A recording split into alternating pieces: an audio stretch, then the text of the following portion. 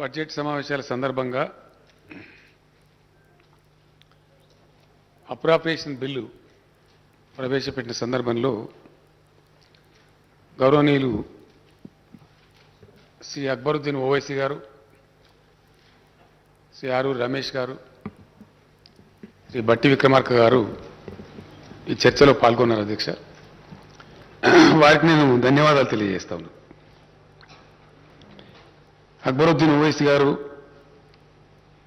అట్లాగే మిత్రులు బట్టి విక్రమార్క గారు నా ఆరోగ్యం గురించి కొన్ని మంచి మాటలు చెప్పారు. వారికి వ్యక్తిగతంగా నేను ధన్యవాదాలు తెలియజేస్తా ఉన్నా. అధ్యక్ష, ఇక్కడ ఒక విషయం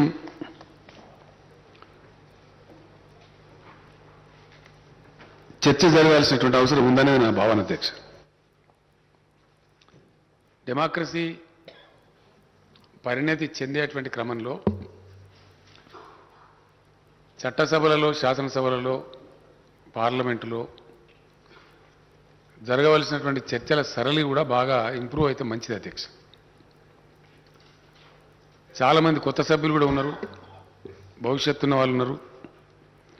భవిష్యత్తులో ఈ రాష్ట్రాన్ని, దేశాన్ని నడిపేటువంటి యువ నాయకత్వం కూడా ఉంది. అధ్యక్ష, వాళ్ళందరికీ ఉపయోగపడుతుందని కూడా నేను భావిస్తా ఉన్నా. కొన్ని రకాల స్పెసిమన్స్, అంటే కొన్ని ప్రతీకాత్మక విషయాలు కొన్ని తయారవుతూ ఉంటాయి. అధ్యక్ష, పరంపరలో భాగంగా అనేక దేశాలలో డెమోక్రసీ మెచ్యూర్ అవుతున్న కొద్దికి, పరిణతి పెరుగుతున్న కొద్దికి చర్చల సరళి కానీ, ఆలోచన సరళి కానీ, సమకాలీన సామాజిక ధోరణుల మీద అద్భుతమైన సమీక్షలు నిర్వహించి తగినటువంటి చర్యలు తీసుకుంటూ ఉంటారు. అధ్యక్ష, తద్వారా ఉత్తమమైనటువంటి ఫలితాలు వచ్చేటువంటి అవకాశాలు కూడా చాలా ఉంటాయి. చాలా దేశాలు అట్లా ముందుకు పురోగమిస్తూ ఉన్నాయి. మన దేశంలో అధ్యక్ష కొన్ని అలవాట్లు వచ్చేసినాయి. ప్రత్యేకించి నేను మళ్ళీ ఒకసారి మనవి చేస్తా ఉన్నా. అధ్యక్ష,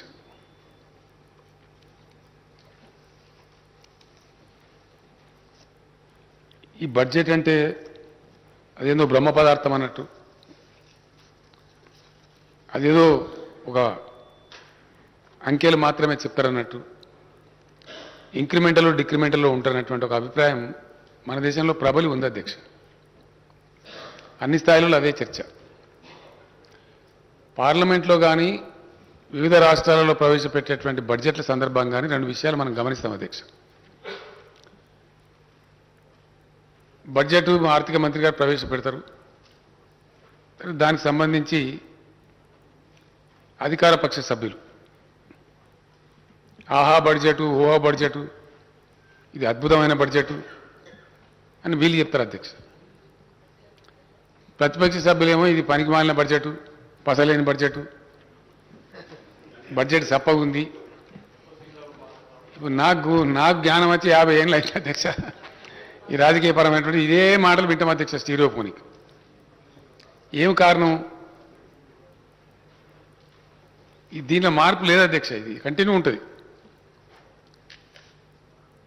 సీట్లు మారినప్పుడు కూడా ఇదే ధోరణి. ఇటుంటే ఈ మాట, అటుంటే ఆ మాట.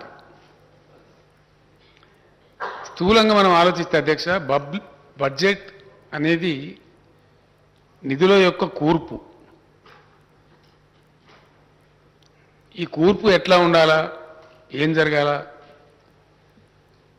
ఆ సమకూర్చబడ్డ నిధులను ఏ విధంగా వినియోగించి రాష్ట్రం లేదా దేశం యొక్క అభ్యుదయానికి తోడ్పడాలనేటువంటిది ఇక్కడ విషయం. అధ్యక్ష, దీనిలో అప్పులు అనేది కూడా ఒక రెటరిక్ మన కంట్రీలో. ఇదేదో 1940స్లో, 1950స్లో, 1960స్లో మాట్లాడే వరకు బాగానే ఉండే. ఆ తర్వాత వచ్చినటువంటి కాలంలో ప్రపంచ ఆర్థిక వ్యవస్థ కొత్త పుంతలు దొక్కుతూ ఉంది. మన దేశ ఆర్థిక వ్యవస్థ కూడా కొత్త పుంతలు దొక్కుతూ ఉంది. నాకుండే పరిజ్ఞానం మేరకు అధ్యక్ష, ఐ స్టాండ్ ఫర్ కరెక్షన్. దేశానికి స్వతంత్రం వచ్చిన తర్వాత బడ్జెట్ ప్రవేశపెడితే మన మొట్టమొదటి బడ్జెట్ ఓన్లీ 190 crores అధ్యక్ష. జస్ట్ 190 కోట్లు దేశ బడ్జెట్. అందులో దగ్గర దగ్గర 91 కోట్లేమో రక్షణ నిధికి అధ్యక్ష, డిఫెన్స్కి. మిగిలిందే మొత్తం దేశానికి బడ్జెట్. నేను ఎంఏ పొలిటికల్ సైన్స్లో ఉన్నప్పుడు అధ్యక్ష 1978లో ఇప్పుడు కాంగ్రెస్ గవర్నమెంట్ వస్తే డాక్టర్ చెన్నారెడ్డి గారు ముఖ్యమంత్రిగా బడ్జెట్ ప్రవేశపెడితే 680 crores అధ్యక్ష బడ్జెట్, ఆంధ్రప్రదేశ్ బడ్జెట్. ఈరోజు మనం లక్షల కోట్లలో మాట్లాడతాము. అంటే ఈ నిధుల కూర్పుకు సంబంధించి నేను గతంలో కూడా చెప్పిన అధ్యక్ష, మళ్ళీ ఒకసారి మనవి చేస్తా ఉన్నా. వాస్తవానికి జరగాల్సింది అధ్యక్ష, ప్రజాస్వామ్య దేశంలో అన్నిటికన్నా ముఖ్యమైనటువంటి విభాగం ప్రణాళిక విభాగం అధ్యక్ష, ప్లానింగ్ డిపార్ట్మెంట్. ప్రతి ఆర్థిక సంవత్సరం ప్రారంభ దశలో, అంతకుముందు నేను ఇటీవల కాలంలో మన ఫైనాన్స్ సెక్రటరీ గారు కూడా చెప్పాను, మన సిఎస్ గారు కూడా చెప్పాను, ఫైనాన్స్ మినిస్టర్ గారు కూడా చెప్పాను. బడ్జెట్ 2 రకాలు ఉంటుంది అధ్యక్ష, ఒకటి గవర్నమెంట్ బడ్జెట్, ఒకటేమో ప్రైవేట్ ఫ్యామిలీ బడ్జెట్. ఈ రెండింటి మధ్య చాలా స్పష్టమైన తేడా ఉంటుంది.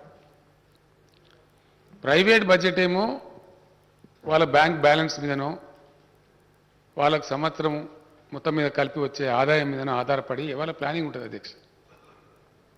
ఒక రైతుకు పంట పండితే 10 లక్షలు వస్తే ఏం చేయాలి ఈసారి? అమ్మాయి పెళ్లి చేయటమా, ఇల్లు కట్టుకోవటమా, లేదు పిల్లవాడిని మెడిసిన్ చదివించడమా, లేదు ఇంకేదైనా 2 ఆభరణాలు కొనుక్కోవడమా? ఇది ప్రైవేట్ బడ్జెట్ అధ్యక్ష. వాళ్ళ యొక్క పర్స్ ఏదైతే ఉంటుందో వాళ్ళ కిట్టి, దాని మీద ఆధారపడి వాళ్ళ బడ్జెట్ రూపకల్పన జరుగుతుంది. కానీ గవర్నమెంట్కి వచ్చేటప్పటికి అది తారుమారు అవుతుంది అధ్యక్ష. గవర్నమెంట్లో మొట్టమొదటి ప్లాన్ ప్రిపేర్ అవుతుంది.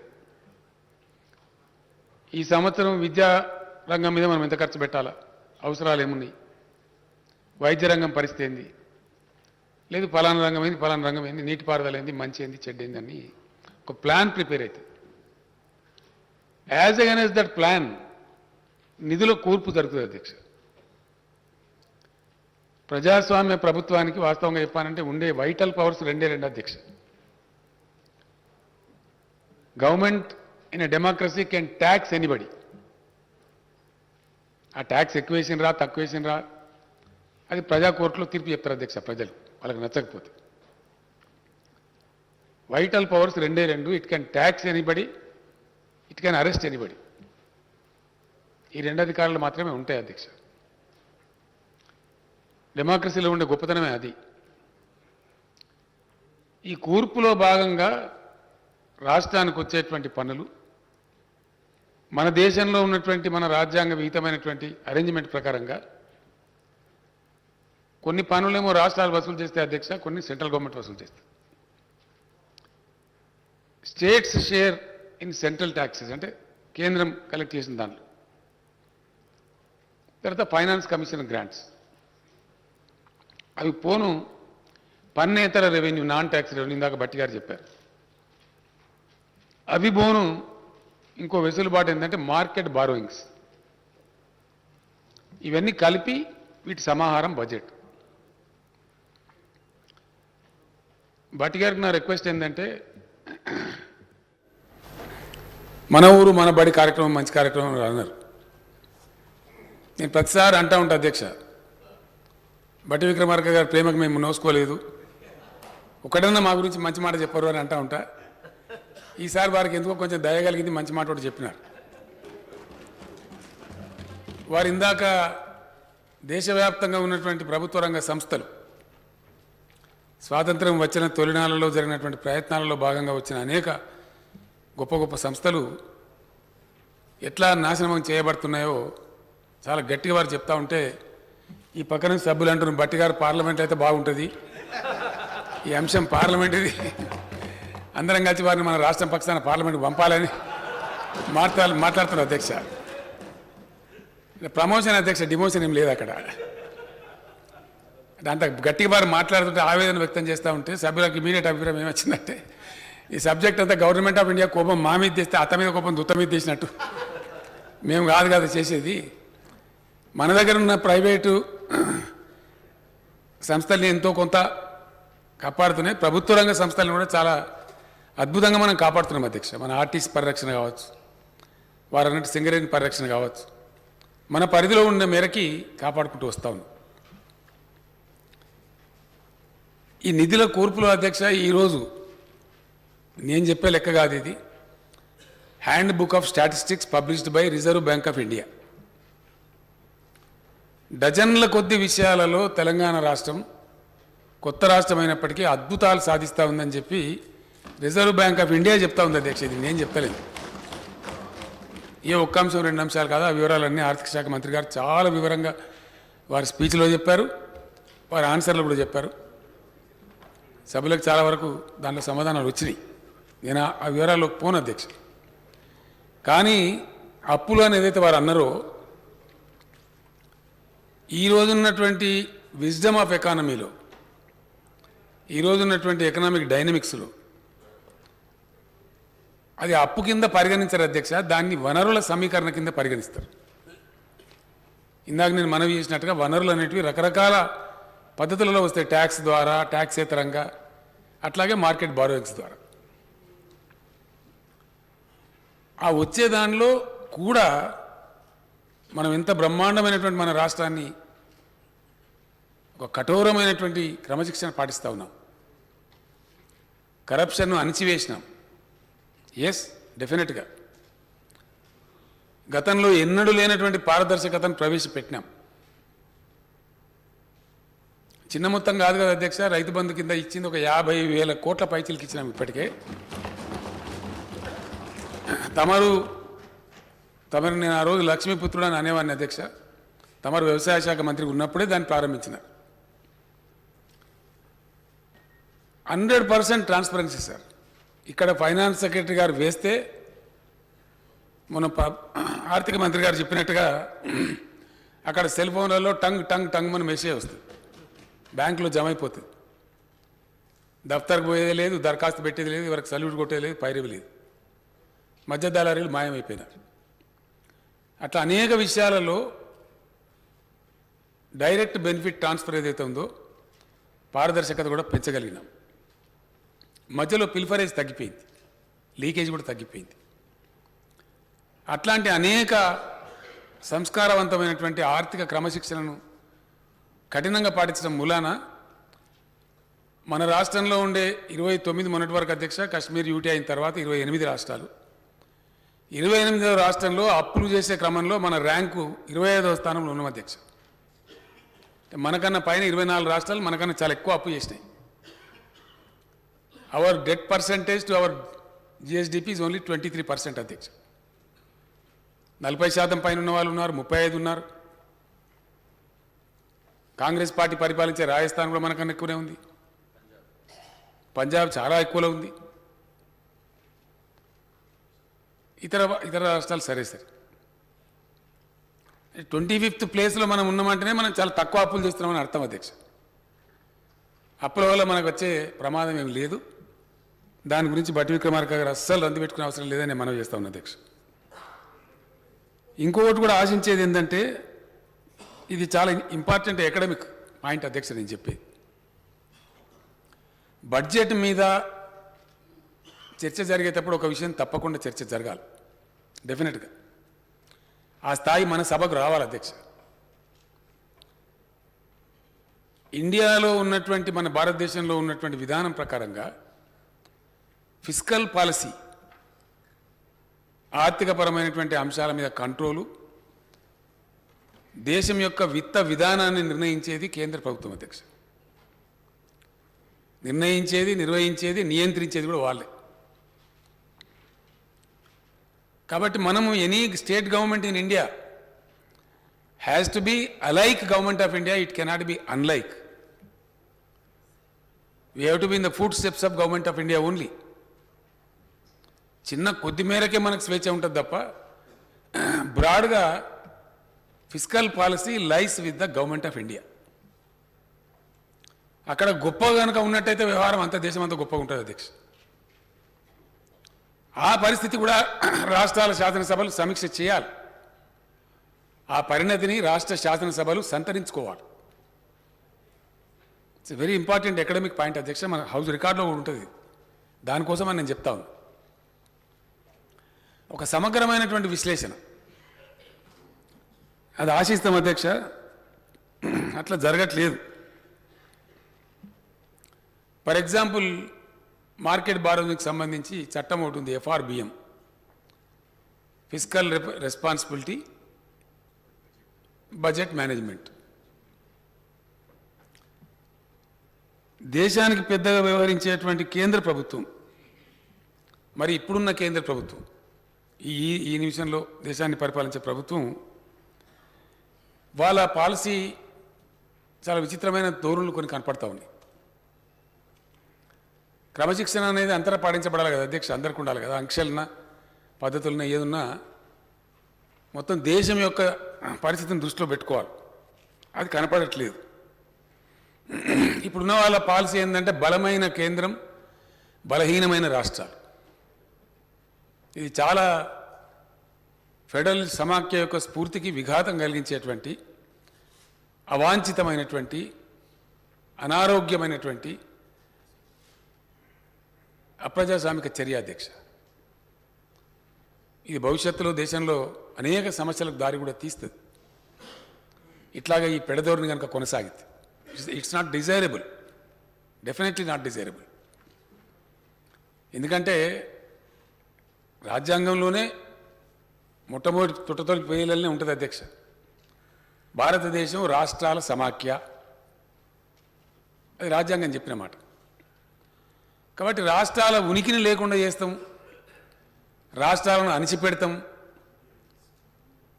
అనేటటువంటి అనేక దుర్మార్గమైన చర్యలు ప్రస్తుత కేంద్ర ప్రభుత్వం చేపడతా ఉంది, చేస్తూ ఉంది. FRBM ఉంది అధ్యక్ష. FRBM ఇంకో మాట కూడా ఇక్కడ చెప్పాలి, కేంద్రం యొక్క పర్ఫార్మెన్స్ మనకన్నా బాగలేదు అధ్యక్ష, మనకన్నా చాలా దిగజారిపోయింది. డెఫినెట్గా అందులో అనుమానం కూడా అవసరం లేదు. ఎందుకంటే గణాంకాలు అధ్యక్ష, ఇలా దాచిపెట్టేది కూడా ఏం లేదు, దీనిలో దాచగలిగింది కూడా ఏం లేదు. ఇవి కేంద్రమే వివిధ పద్ధతులలో పార్లమెంట్లో ఎకనామిక్ స్టాటిస్టిక్స్ పెట్టినప్పుడు సభ ముందు పెట్టేటువంటి డాక్యుమెంట్స్ ఇవి దాచిపెట్టేటివి కావు. డెఫినెట్లీ కేంద్ర ప్రభుత్వం యొక్క పర్ఫార్మెన్స్ మనకన్నా చాలా బ్యాడ్గా ఉంది అధ్యక్ష, చాలా లో ఉంది. మనకు వాళ్ళకి చాలా తేడా ఉంది. పర్ క్యాపిటల్ ఇన్కమ్ చూసినా, GDP చూసినా, ఇంకా ఏ విషయంలో చూసినా కూడా కేంద్రం పర్ఫార్మెన్స్ డిజాస్ట్రస్గా ఉంది డెఫినెట్గా. కానీ వాళ్ళదేమో వాళ్ళు పెట్టే పరిమితి it's purely academic subject sir. గౌరవ సభ్యులకు తెలవాలి, యువ శాసన సభ్యులు చాలామంది ఉన్నారు. టుడే ఈ రోజుకున్న లెక్క అధ్యక్ష, RBI కేంద్ర ప్రభుత్వం వెలువరించినటువంటి నివేదికల ద్వారా చెప్తున్నటువంటి మాట, వాళ్ళ debt percent to GDP is 58.5%. అంటే 58.5% వరకు కేంద్ర ప్రభుత్వం అప్పులు తీసుకున్నది. వెరసి ఈరోజు భారతదేశం యొక్క అప్పు 152 లక్షల కోట్లు. రాష్ట్రాలకు ఇచ్చేదేమో బిలో 25%, మీరు 25% మించద్దు. మరి రాష్ట్రాలకు ఇచ్చిన నీతినే కేంద్రం కూడా పాటించాలి కదా అధ్యక్ష. వాళ్ళ పైన ఇంకేం బాడీ లేదు కాబట్టి, వాళ్ళని అడిగేవాళ్ళు లేరు కాబట్టి, వాళ్ళేమో ఇష్టం వచ్చినట్టు నిధుల సమీకరణ చేస్తారు, రాష్ట్రాలను మాత్రం తొక్కి పెడతారు. అంతవరకే ఆగుంటే బాగుండేది. ఇప్పుడున్న కేంద్ర ప్రభుత్వం ఫెడరల్ స్ఫూర్తిని చాలా భయంకరంగా దెబ్బతీస్తూ ఉంది. ఫర్ ఎగ్జాంపుల్ అధ్యక్ష, మొన్న నేను వనపర్తి జిల్లాలో నూతన కలెక్టరేట్ ప్రారంభోత్సవానికి పోయిన అధ్యక్ష. మన వ్యవసాయ శాఖ మంత్రి గారు తీసుకెళ్తే అక్కడ పోయినాం. ఆ సందర్భంలో అక్కడ ప్రజలు కోరినారు, ఒక రోడ్డు వేయాల్సిన అక్కడ ఉంది. చిన్న లీనియర్ రోడ్, అంత పెద్ద గొప్ప రోడ్డు కూడా కాదు, దానికి ఏమి 100 ఎకరాలు తీసుకునే అవసరం కూడా లేదు. కొద్దిపాటి అడవి భూమి తీసుకోవాలి, మధ్యలో ఉంది. నిన్న మొన్నటి వరకు రాష్ట్రానికి ఉన్న అధికారం అధ్యక్ష 5 హెక్టార్స్ వరకు ప్రజల అవసరాల కోసం ఒక రోడ్డు కానీ, ఒక ఇరిగేషన్ కాలువ కానీ ఏదో కాలనీ నిర్మాణం కానీ మరొకటి కానీ 5 హెక్టార్స్ వరకు మనం వాడుకునే అవకాశం మనకు ఉన్నది. ఇప్పుడున్న కేంద్రం దాన్ని తగ్గించి కోతబెట్టి ఓన్లీ 1 హెక్టార్ తెచ్చారు. ఇది సమాఖ్య స్ఫూర్తికి విఘాతం కలిగిస్తుందా? సమాఖ్య స్ఫూర్తిని పెంపొందిస్తుందా? భారతదేశం రాష్ట్రాల సమాహారం అనే రాజ్యాంగ స్ఫూర్తికి విఘాతం కలిగిస్తుందా? ఇది సమీక్ష చేయాల్సిన అవసరం ఉంది. ఈడ ప్రతిపక్షం అధికార పక్షం అనే భేదం లేకుండా రాష్ట్రాల శాసనసభలు ఇటువంటి విషయాలను ఫెడరల్ స్ఫూర్తికి విరుద్ధంగా జరిగేటువంటి విధానాలను ముక్త కంఠంతో ఏకకంఠంతో మనందరం కూడా ఖండించాల్సిన అవసరం ఉందని నా అభిప్రాయం అధ్యక్ష.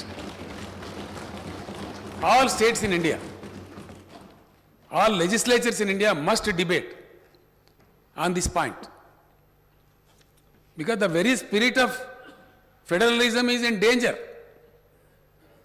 చాలా ఘోరమైన పనులు జరుగుతూ ఉన్నాయి. చివరికి అధ్యక్ష, రాష్ట్రాలలో ఆల్ ఇండియా సర్వీస్ అధికారులు పనిచేస్తారు. మనకు 3 రకాలుగా ఉంటారు ఆల్ ఇండియా సర్వీస్ ఆఫీసర్స్ రాష్ట్రాల పరిధిలో ఉన్నప్పుడు. సరే, మరొకటి కూడా ఉంటుంది ఇండియన్ ఫారిన్ సర్వీస్, అది వేరే. ఐఏఎస్, ఐపీఎస్, ఐఎఫ్ఎస్ అధికారులు మన దగ్గర పనిచేస్తారు అధ్యక్ష. వీళ్ళు రాష్ట్ర ప్రభుత్వం యొక్క policy మేకింగ్లో,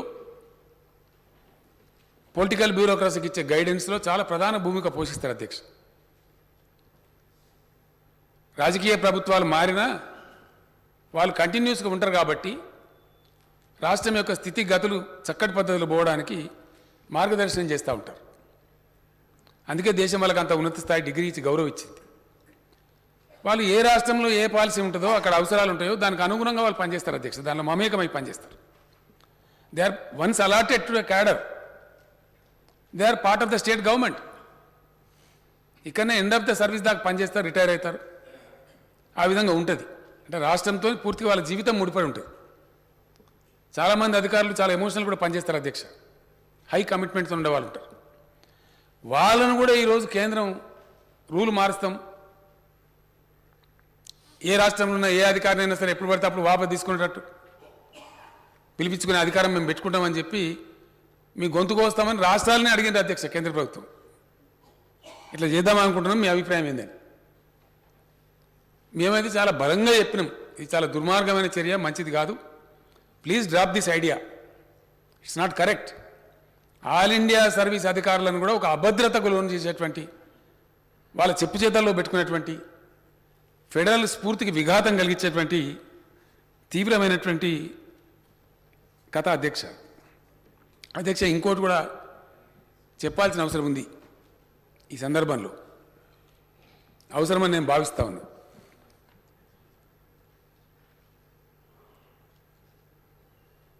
budget is a public fund అధ్యక్ష.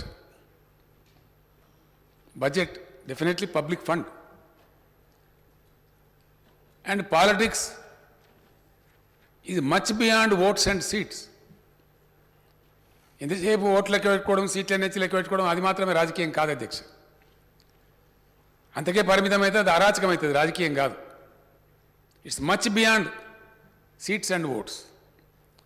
కానీ ఈ మధ్య దురదృష్టం, చాలామంది పిగ్మీలు ఇందులో దూరిపోయి అవగాహన లేమితోని, అసహజమైనటువంటి పెడధోరణులతోని ప్రజాస్వామ్య స్ఫూర్తికి చాలా పెద్ద భయంకరమైనటువంటి విఘాతం తెచ్చే పనులు చేస్తూ ఉన్నారు. వాళ్ళ నోళ్ళకు మొక్కాలు, అనేకమైనటువంటి జాడ్యాలు ప్రబలగొట్టి చక్కగా మంచి ప్రేమపూర్వకంగా ఉన్న ఈ దేశంలో విషబీజాలు నాటుతూ ఉన్నారు. Which is not correct at all, not in the country of at all.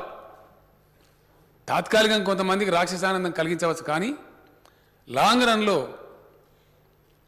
ప్రపంచానికే మార్గదర్శకంగా ఉంటూ భిన్నత్వంలో ఏకత్వాన్ని ప్రదర్శిస్తూ ముందుకు సాగుతున్నటువంటి భారత సమాజం యొక్క ఔన్నత్యాన్ని దారుణంగా దెబ్బతీసే చర్య అధ్యక్ష.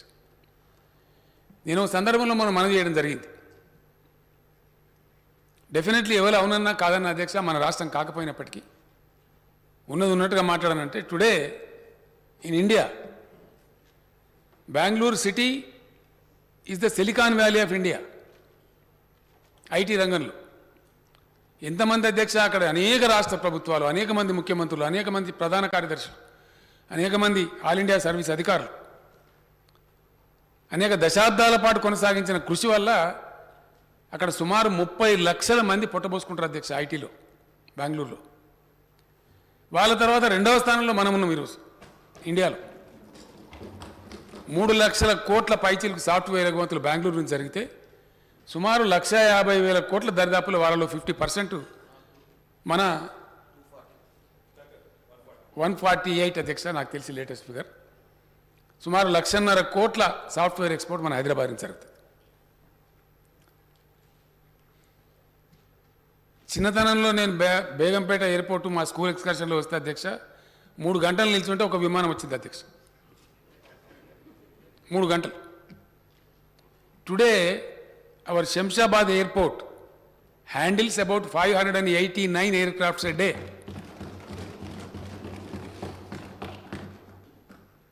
ఎక్కడి నుంచి ఎక్కడ పోయింది? మనం ఇప్పుడు కలకత్తాను మద్రాసును దాటి 4వ స్థానంలో ఉన్నాం అధ్యక్ష ఎయిర్ ట్రాఫిక్లో మన హైదరాబాద్ ఎయిర్పోర్ట్. ఇదంతా ఎట్లా సాధ్యమైతే సార్? ఇది బెంగళూరు సిలికాన్ వ్యాలీ అయినా హైదరాబాద్ సెకండ్ ప్లేస్లో ఉన్నా మన తర్వాత 3వ స్థానంలో పూనా పురోగమిస్తున్నా ఎట్లా సాధ్యమవుతుంది? Hyderabad is also very famous for pharma industry. దానికోసమే మనం ఫార్మా సిటీ పెట్టుకున్నాం. ప్రపంచవ్యాప్తంగా ఎంత పెద్ద ఫార్మా కంపెనీ అయినా సరే జస్ట్ లైక్ దట్ వచ్చి హైదరాబాద్ స్టార్ట్ చేయొచ్చు. ఎట్లా సాధ్యమవుతుంది? అది ఎక్కడ పడితే అక్కడ కాదు అధ్యక్ష, అంత ఈజీ కాదు. దానికి ఒక ఎక్కువ బిల్డ్ కావాలి, ఒక వాతావరణ కల్పన జరగాలి. అందుకు అవసరమైన టూల్స్ అంటే అందులో పనిచేయగలిగే శక్తి సామర్థ్యం ఆ స్కిల్స్ ఉన్నటువంటి వర్క్ ఫోర్స్ కావాలి. నేను వచ్చి హైదరాబాద్లో రేపు ఒక ఫార్మా ఇండస్ట్రీ 10,000 కోట్లు పెట్టుబడి పెడతా అంటే Hyderabad can easily adapt that. కారణం ఏంటంటే ఇక్కడ ఎక్కువ ఉంది, అందులో అందరు పనిచేస్తారు అధ్యక్ష. అందులో పలానా వాళ్ళు పనిచేస్తారు పలానా వాళ్ళు చేయరని లేదు. బెంగళూరులో ఐటీ ఇండస్ట్రీ ఉందన్నా మన హైదరాబాద్లో ఐటీ ఇండస్ట్రీ ఉందన్నా మన దేశం వాళ్ళు కదా అధ్యక్ష, అనేక దేశాల వాళ్ళు పనిచేస్తూ ఉంటారు ఇక్కడ. నేను చెప్పే 580 ఎయిర్క్రాఫ్ట్లలో అనేక మంది వాళ్ళు వచ్చిపోతూ ఉంటారు, ప్రతిరోజు వచ్చిపోతూ ఉంటారు. కార్యకలాపాలు వ్యాపారం కాబట్టి, ప్రపంచ వ్యాప్తానికి సంబంధించిన విషయం కాబట్టి చిన్న చిన్న మత కలహాలు పెట్టి ఇంకో కలహాలు పెట్టి ప్రజలను విడదీసి ప్రజలను ఒకళ్ళ మీద ఒకళ్ళని పడేసి తన్నేస్తే బెంగళూరులో విమానం దిగితే ఆడ కర్ఫ్యూ ఉంటుందట. హిజాబ్ పంచాయతీ, హిజాబ్ అదేందో హిజాబ్ పంచాయతీ. ప్రజలు దొరుకునే ఆహారం అధ్యక్ష, బట్టలు ఒక ఆయన షర్ట్ వేసుకుంటాడు, ఒక ఆయన వాస్కోట్ వేసుకుంటాడు, ఒక ఆయన ధోతి కట్టుకుంటాడు, ఒక ఆయన షేర్వాణి. మనకి ఎవరు దాంతో గవర్నమెంట్కి ఏం సంబంధం అధ్యక్ష నాకు అర్థం కాదు. అది ఒక అంశంలాగా చిత్రీకరించి ఇంత సంకుచితమైనటువంటి విధానంలో వ్యవహారం చేస్తే ఈ దేశం ఎక్కడికి పోతుంది? ఏం జరుగుతుంది? What will happen? హైదరాబాద్లో బాగుంటుందట వాతావరణం, ఆడ ఫార్మా పరిశ్రమ పెట్టుకోవచ్చు, ఆడ పోల్ట్రీ ఇండస్ట్రీ పెట్టుకోవచ్చు, అక్కడ ఐటీ పరిశ్రమ పెట్టుకోవచ్చు అంటే వాడు వస్తాడు. కానీ ఎయిర్పోర్ట్లో దిగంగానే వాళ్ళు డామ్మని కత్తులు పట్టి పొడుచుకుంటారట, కర్ఫ్యూ ఉంటుందట, 144 సెక్షన్ ఉంటుంది. ఎవడు వస్తారు అధ్యక్ష? ఈ బిల్డ్ అయినటువంటి ఎక్కువ ఏదైతే ఉందో ఇది ధ్వంసం అయితే లక్షలాది మంది యువకుల భవిష్యత్తు అగమ్యగోచరం అవుతుంది అధ్యక్ష ఈ దేశంలో. కాబోతా ఉన్నది ఈ దేశంలో. I'm very sorry to say, with all the pain I'm telling this. ఇది పూర్తి స్థాయిలో పెడదోరిని. ఏ రకంగా కూడా ఈ దేశానికి మంచిది కాదు, ఎవరికి కూడా మంచిది కాదు. ఇక్కడెక్కడోళ్ళు వస్తారు అధ్యక్ష, హైదరాబాద్ పోతే ఇంత పొట్టబోసుకోవచ్చు, బతకచ్చు, ఏదో పని దొరుకుతుంది ఆశతో వస్తారు. ఇవాళ 11 రాష్ట్రాల వాళ్ళు వచ్చి మన దగ్గర పొట్టబోసుకుంటున్నారు అధ్యక్ష. అనేక రకాల మన హైదరాబాద్ రియల్ ఎస్టేట్లో, హౌస్ బిల్డింగ్ ఇండస్ట్రీలో కావచ్చు, మన ఫార్మా సిటీ, మన ఫార్మా కంపెనీలలో కావచ్చు, మన ఐటీ కంపెనీలలో కావచ్చు, దేశం నలుమూల నుంచి వస్తారు, విదేశాల నుంచి వస్తారు. ఈ ఎక్కువ బిల్డ్ అయ్యేటువంటి వాతావరణం ఎంతవరకు మంచిది? దయచేసి ఈ దేశ యువత, ఈ రాష్ట్ర యువత ఈ విషయంలో ఈ ఉన్మాదుల చర్యలు ఎక్కడ తీసుకుపోతాయి ఈ దేశాన్ని? ఎంతవరకు ఇది సమంజసం? ఎన్నో దశాబ్దాల తరబడి అనేక మంది శ్రమ మీద, అనేక వ్యయ ప్రయాసాల గురించి నిర్మితమైనటువంటి వాతావరణాన్ని కలుషితం చేస్తే ఏం జరగబోతుంది ఈ దేశానికి? దీని మీద కూడా తీవ్రమైనటువంటి చర్చ జరగాల్సిన అక్కర ఉంది అధ్యక్ష. Yes I say I would like to be on record, మనకంటే ఆర్థిక నిర్వహణలో దేశం పరిస్థితి చాలా దారుణంగా ఉంది. సింపుల్ మాట అధ్యక్ష, 2014లో అప్పుడు యూపీఏ గవర్నమెంట్ ఉండేది. యూపీఏ గవర్నమెంట్ మీద నానా రకాల నిందలు మోపి రకరకాల వ్యాఖ్యానాలు ప్రచారం చేసి ఇప్పుడున్న ప్రభుత్వం అధికారంలోకి వచ్చినది. దేశ ప్రజల పరిస్థితి ఏమైపోయిందంటే అన్నవస్త్రానికి పోతే ఉన్నవస్త్రం పోయిన కాడికి వచ్చింది. వాళ్ళ పర్ఫార్మెన్సే బాగలేదని వీళ్ళకు ఓట్లేసారు అధ్యక్ష. మొత్తం క్రాష్ అయిపోయింది దేశం. ఎస్, యూపీఏ పీరియడ్లో ఉన్న పరిస్థితి కూడా దిగజారిపోయింది ఇప్పుడు డెఫినెట్గా. వాళ్ళు ఇది కేంద్రం ఇచ్చే గణాంకాలు అధ్యక్ష, నా కవిత్వం కాదు ఇది. ఆ రోజు గ్రోత్ 8% ఉంటే ఈరోజు 6% పడిపోయింది. కేంద్ర ప్రభుత్వం బడ్జెట్లో నిన్నగాక మొన్న చెప్పిన లెక్క వీడికి ఆనంది సెషన్ జరుగుతూ ఉంది. ఆర్థిక పరిస్థితి దిగజారుడు అనే దానికి సాకు కరోనా కాదు అధ్యక్ష. Much before corona pandemic, the decline in the financial progress of the country has taken place. It's a fact. అంటే ఎట్లుంటుందంటే అధ్యక్ష, ఇవాళ మన జీడిపి, మన జిఎస్డిపి, జీడిపి అంటే జిఎస్డిపి అంటే కన్ఫ్యూజన్ ఏం లేదు అధ్యక్ష. ఇక్కడ స్టేట్ వస్తుంది కాబట్టి జిఎస్ యాడ్ అవుతుంది అంతే. జీడిపి అంటే గ్రాస్ డొమెస్టిక్ ప్రొడ్యూస్, జిఎస్డిపి అంటే గ్రాస్ స్టేట్ డొమెస్టిక్ ప్రొడ్యూస్, అంతే తేడా. ఒకటే, సేమ్ జీడిపి కిందనే లెక్క. Today our GSDP we have grown from where to where. 4.5 లక్షల కోట్ల నుంచి 11.5 లక్షల కోట్లకు మనం పెరిగినాం అధ్యక్ష. It's very good rise, mercuric rise. At the same time అర్థం చేసుకుని అర్థమవుతుంది అధ్యక్ష,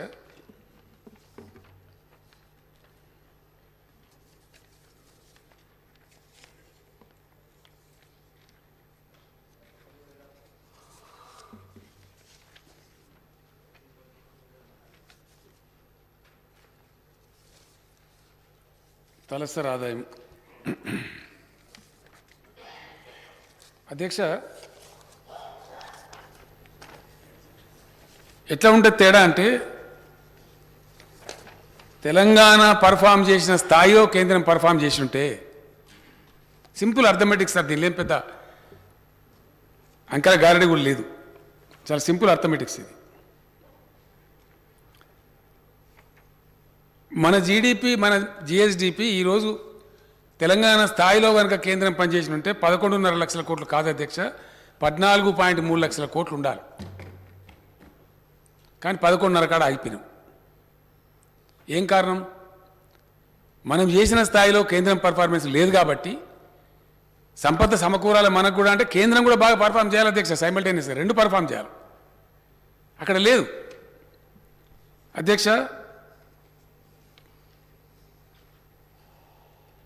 5 లక్షల కోట్ల నుండి మనమేమో 11.55 లక్షల కోట్లకు మనం పెరిగినాం అధ్యక్ష. ప్రతి సంవత్సరం 1 లక్ష కోట్ల సంపద మనం పెంచుకుంటూ పోతున్నాం.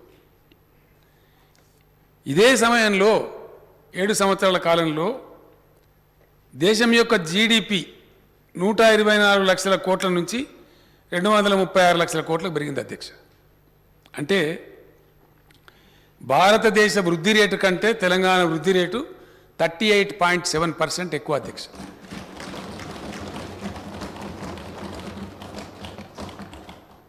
ద గ్రోత్ రేట్ మన పర్సంటేజు 38.7% కేంద్ర ప్రభుత్వ పర్ఫార్మెన్స్ కంటే ఎక్కువ. ఇది కేంద్రం చెప్పిన లెక్క అధ్యక్ష, మా లెక్క కాదు. అంటే ఇంకో 3 లక్షల కోట్ల రూపాయల సంపద మనకు సమకూరాల్సింది కూరకుండా పోయింది కేంద్రం యొక్క నాన్ పర్ఫార్మెన్స్ వల్ల, కేంద్రం యొక్క అసమర్థ ఆర్థిక విధానాల వల్ల. It's a fact on record అధ్యక్ష. ఇంకో పక్క $5 ట్రిలియన్ ఎకానమీ అని భ్రమలు చూపెడతా ఉన్నారు. When it becomes possible, God only knows. 5 trillion ఎకానమీలో మరి ఈరోజు ఇటీవల పార్లమెంట్లో కేంద్రం వెలువరించిన లెక్క ప్రకారంగా 3.1 ట్రిలియన్ డాలర్లకే ఉన్నాం అధ్యక్ష మనం. భవిష్యత్తులో ఇది వాళ్ళు చెప్పిన 5 ట్రిలియన్ డాలర్స్కు బై 25 పోవాలంటే ఎవ్రీ ఇయర్ నిరంతరంగా 16% మినిమం గ్రోత్ ఉండాలి. As I just mentioned sir, the growth rate is at 6% only. With mere 6% of growth of our GDP, can the country reach the 5 trillion economy dream? This will definitely remain an Eastman color dream. It will never become a reality. So what does it mean? How it reflects on our state? Just definitely. నేను public fund అంతా మాకు ఇందాక mention చేసిన అధ్యక్ష, నేను ఊరికే బాధ్యతాయుతంగా చెప్పలే. కేంద్రం దగ్గర డబ్బులు వస్తే, కేంద్రం ట్యాక్స్ వస్తే మన డెవల్యూషన్ వస్తుంది, మన వాటా పెరుగుతుంది. మనకు కాదు, అన్ని రాష్ట్రాలకు పెరుగుతుంది. కేంద్రం ఎంత గొప్పగా ఉంటే మనం కూడా అంత గొప్పగా ఉంటాం. యజమాని బాధ్యత వహించేటువంటి కేంద్ర ప్రభుత్వం ఆర్థిక వ్యవస్థను మొత్తం నిర్వహించి నియంత్రించే కేంద్ర ప్రభుత్వం చక్కదనం లేకపోతే మనం కూడా అనవికారం అయిపోతాం అధ్యక్ష. It is reflecting very clearly. ఈ ఫిగర్స్ అన్ని వాళ్ళు చెప్పినాయి అధ్యక్ష, ఇవన్నీ ఏ ఒక్క లెక్క కూడా మాది కాదు. ఇవన్నీ కూడా ఆర్బీఐ యొక్క హ్యాండ్ బుక్ అధ్యక్ష. ఆర్బీఐ స్టాటిస్టికల్ హ్యాండ్ బుక్ అని ఉంటుంది. ఈ మధ్యనే వాళ్ళు వెలువరించినారు లేటెస్ట్. ఎవరు సభ్యులు కొట్టినా ఆర్బీఐ సైట్లో కొడితే ఎవరు కొట్టినా చూసుకోవచ్చు ఫిగర్స్ అని. ఈ రకమైనటువంటి పరిణామం అక్కడ జరుగుతూ ఉంది. దాని రిఫ్లెక్షన్ మన మీద కూడా పడతా ఉంది. Definitely we're putting to loss. అట్లనే రాజకీయాలు కూడా పెడదూరని పడతా ఉన్నాయి. ఇంకా ఒక తమాషా ఏంటంటే అధ్యక్ష, ఎఫ్ఆర్బిఎం ఇస్తారు, సంతోషం. గతంలో ఏ ప్రభుత్వం, కాంగ్రెస్ వచ్చింది, జనతా పార్టీ వచ్చింది, మధ్యలో ప్రాంతీయ పార్టీల కూటమి వచ్చినాయి, అనేక ప్రభుత్వాలు వచ్చినాయి. ఇదే భారతీయ జనతా పార్టీ కూడా వాజ్పేయి గారి ఆధ్వర్యంలో వచ్చింది అధ్యక్ష. అప్పుడు కూడా పెట్టలే, దుర్మార్గమైన ఆంక్షలు పెడతా ఉన్నారు. వాళ్ళు పెట్టుకునేదేమో 6.9% ఎఫ్ఆర్బిఎం, రాష్ట్రాలకు ఇచ్చేది 4% అంటారు. ఆ 4%లో మళ్ళీ 0.5%కు ఆంక్షలు అధ్యక్ష. పేరేంది? Sugar coated tablet reforms. మేము అనుకునేది మీరు అమలు చేస్తే మీకు ఆ 0.5% ఇస్తాం, లేకపోతే ఇయ్యం. Yes sir. ఏం రిఫార్మ్ అది? పవర్ రిఫార్మ్స్కు లంకే. ఆ ఇచ్చిన 4% అన్న కరెక్ట్ ఇస్తారా? ఇయ్యరు. అంటే ఓన్లీ 3.5% ఇప్పుడు రాష్ట్రాలకు ఉన్నది. ఎవరైతే వాళ్ళు చెప్పినటువంటి ఎలక్ట్రిక్ రిఫార్మ్స్, ఆ ఎలక్ట్రిక్ రిఫార్మ్స్ని ఇంప్లిమెంట్ చేస్తేనే మిగిలిన 0.5% వస్తాం, లేకపోతే ఇయ్యం. 0.5% అంటే ఏంది అధ్యక్ష? ఆల్మోస్ట్ 5,000 కోట్లకు సమానం. 5,000కి సమ్ చేంజ్ ఉంటుంది అధ్యక్ష. అంటే ఎలక్ట్రికల్ రిఫార్మ్స్ కనుక మనం ఇంప్లిమెంట్ చేయకపోతే అవి దారుణంగా ఉంటాయి అధ్యక్ష. ఆ రిఫార్మ్స్ ఎంత ఘోరం అంటే, ఆ రిఫార్మ్ పేరిట చెప్పబడే ఒక విచిత్రమైనటువంటి విన్యాసం. రెన్యూవబుల్ ఎనర్జీ కంపల్సరీ వాడాలి. సంతోషం, మంచిదే. గ్లోబల్ వార్మింగ్ జరుగుతూ ఉంది, రేడియేషన్ తగ్గాలి, అందరికి తెలుసు. దాని పేరు పెట్టి ఆ వంకతోని ఎవరో మా తాబేదారులు పెడతారు. మీ దగ్గర రెన్యూవబుల్ ఎనర్జీ ఉన్నా అంటే మన నాగార్జున సాగర్లో, మన శ్రీశైలంలో, మన పవర్ హౌస్ల ద్వారా మనకు హైడల్ పవర్ ఉన్నా దాన్ని బంద్ చేసి వాళ్ళు పెట్టేది కొనన్నట్టు అధ్యక్ష. కొనకపోతే ఫైన్ విధిస్తాం. ఇది రిఫార్మ్. ఇది గ్రీన్ పవర్ కాదు, మాది మేము పెట్టేది గ్రీన్ పవర్, మా తాబేదారులు పెట్టేది. అది తీసుకోవాలి, ఇది బంద్ చేయాలి. రిఫార్మ్లో ఇంకో భాగం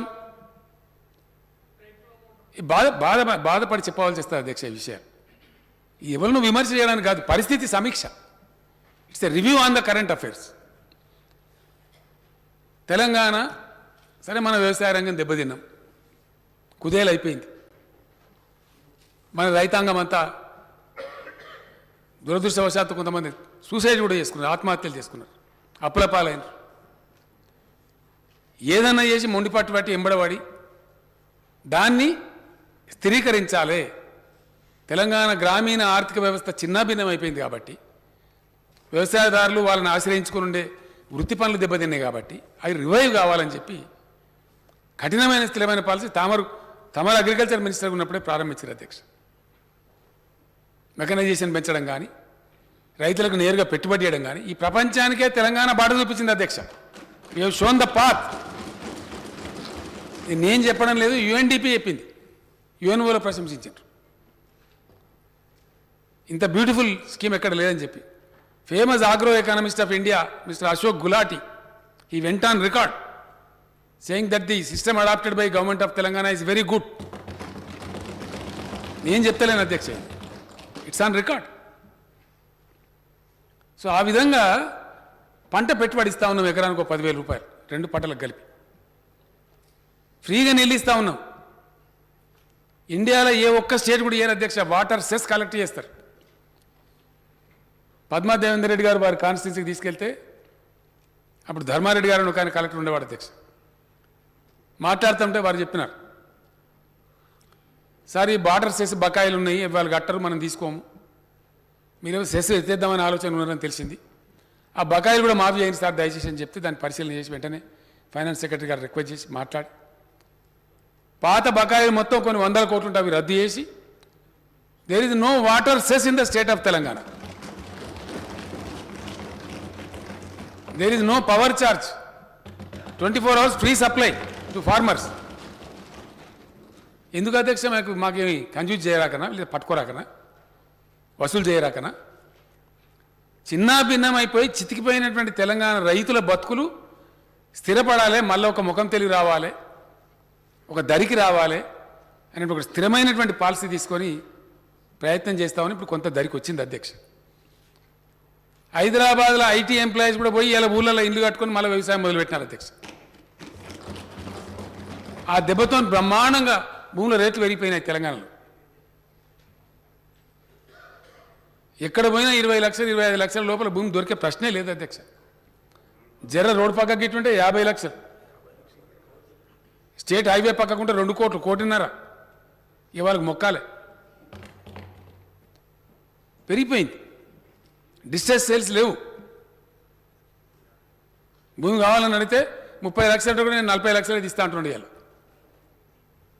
ఇరిగేషన్ ప్రాజెక్టులు కంప్లీట్ చేసి మనం 1,00,000 కోట్లు దాదాపు ఖర్చు పెట్టి తెచ్చినా ఫ్రీ వాటర్ సప్లై ఇస్తూ ఉన్నాం. మొన్న హరీష్ రావు గారు కొడవలి వాగులో నీళ్ళు వదలాలంటున్నారు, హల్దీ వాగులో నీళ్ళు వదలాలంటున్నారు.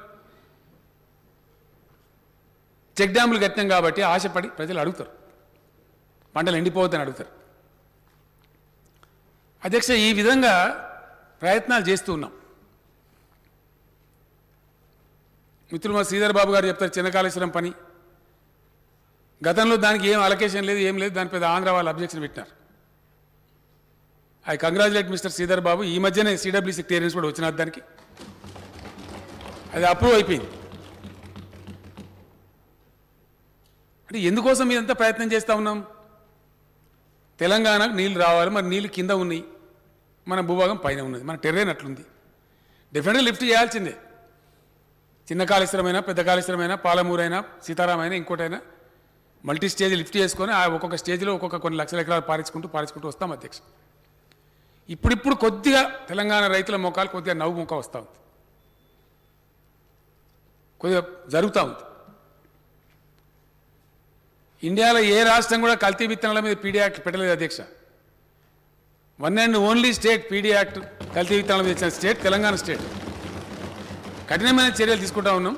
బట్టి గారు అన్నట్టు ఇంకా ఎక్కడైనా 1 6 ఉంటుంది డెఫినెట్గా నేను వ్యవసాయ శాఖ మంత్రి గారికి మనవి చేస్తా ఉన్నా, ఉక్కు పాదంతో వివరించండి, ఆ దుర్మార్గులను కఠినమైన చర్యలు తీసుకోమని కోరుతా ఉన్న అధ్యక్ష. తప్పకుండా సూచన, మంచి సూచన, అది నివారించాల్సిందే, సమూలంగా నిర్మించాల్సిందే, ఆ అవసరం ఉంది. అందులో భాగంగానే ఈ వ్యవసాయ స్థిరీకరణ జరగాలి అనే దాంట్లో భాగంగా ఉచిత కరెంట్ ఇస్తూ ఉన్నాం అధ్యక్ష. రైతులు ఏంటంటే మేము ఎక్కడ ఉండాలి సార్, మేము రాత్రి అడబోయి పెడతామంటే సరే అని చెప్పి 24 hours పవర్ ఇస్తాము. ఆనందంగా ఇప్పుడు మంచిగా పొద్దుట పుట్టిన పంటలు పండిస్తూ ఉన్నారు. చాలా సంతోషం. ఈ ఎఫ్ఆర్బిఎంలో 0.5% మీరు మీటర్లు పెడితేనే మీకు ఇస్తాం. నేను చెప్పినా నేను చచ్చినా సరే నేను పెట్టాను చెప్పి. అంటే ఏమైతుంది అధ్యక్ష, ఇప్పుడు 5 ఏళ్ళకి పెట్టిన ఆంక్ష అది. 5 ఏళ్ళు ఇంటూ 5,000 25,000 కోట్ల రూపాయలు తెలంగాణ నష్టపోతుంది కేంద్రం అవలంబించే దుర్మార్గమైనటువంటి పాలసీ వల్ల. This is the reality, this is the fact, this is what is happening. సరిగా మాట్లాడడం చాలా మాట్లాడతారు అధ్యక్ష బయట. ఇది మంచి పద్ధతి అయితే జరుగుతలేదు అధ్యక్ష. జీడిపి 8% నుంచి 6% పడిపోయింది సార్. 5 లక్షల పైచీలకు సంస్థలు పరిశ్రమలు మూతపడ్డాయి. నిరుద్యోగిత రేటు, అన్ఎంప్లాయ్మెంట్ రేట్ యూపీఏ ప్రభుత్వం కంటే చాలా దారుణంగా పడిపోయింది. యూపీఏ ఉన్నప్పుడు ఓన్లీ 4.7% ఉండే, ఇప్పుడు అది 7.11% పోయింది. హంగర్ ఇండెక్స్లో దేశం ఆగమైపోయింది. ఇవన్నీ నేను చెప్తాను అధ్యక్ష, ఇవన్నీ UNDP, world bank, reserve bank ఇచ్చిన ఫిగర్స్ ఇవి. హంగర్ ఇండెక్స్లో మన స్థానం 101 అధ్యక్ష. పాకిస్తాన్, నేపాల్, బంగ్లాదేశ్ కన్నా కింద ఉన్నాం. ఆకలి రాజ్యం అవుతా ఉంది. ఇండివిజువల్ రైట్స్, ప్రజల యొక్క హక్కుల పరిరక్షణలో 85 నుంచి 119 పోయింది ఇండియా ర్యాంకు. హ్యూమన్ డెవలప్మెంట్ ఇండెక్స్లో 80 నుంచి 131 స్థానానికి పోయింది. ప్రజాస్వామ్య విలువల పరిరక్షణలో 56 నుంచి 93 పోయింది అధ్యక్ష.